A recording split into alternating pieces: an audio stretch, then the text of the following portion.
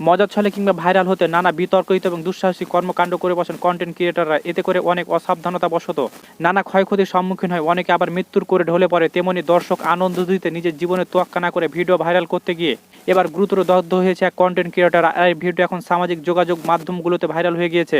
ঘটনাটি ঘটেছে ময়মনসিংহের গোরাপুর ইটাখোড়ার মোড় সংলগ্ন এলাকায় শুক্রবার সকালে। শীতকালীন মজার কন্টেন্ট বানাতে গিয়ে আগুনে দগ্ধ হন তিনি। ভাইরাল হওয়ার সেই ভিডিওতে দেখা গেছে পুকুরের চৌবাচ্চার আদলে কাঠ দিয়ে ঘেরাও করে পুকুরের পানিতে পেট্রোল ঢেলে আগুন দেন তিনি।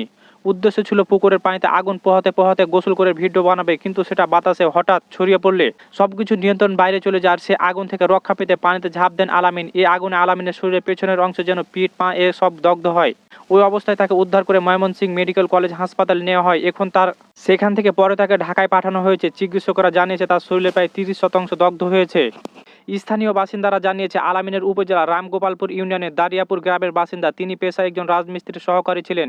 কাজের পাশাপাশি সামাজিক যোগাযোগ মাধ্যমে হাস্যরক বাস্তব এবং অবাস্তব বিভিন্ন ধরনের কন্টেন্ট তৈরিতে তিনি যুক্ত হয়ে পড়েন আর পেয়ে যান জনপ্রিয়তা। আলামিন 5 বছর ধরে কন্টেন্ট তৈরির কাজ করছে। তার কাজে সহযোগিতা করছেন এলাকার 30 থেকে 35 জন যুবক।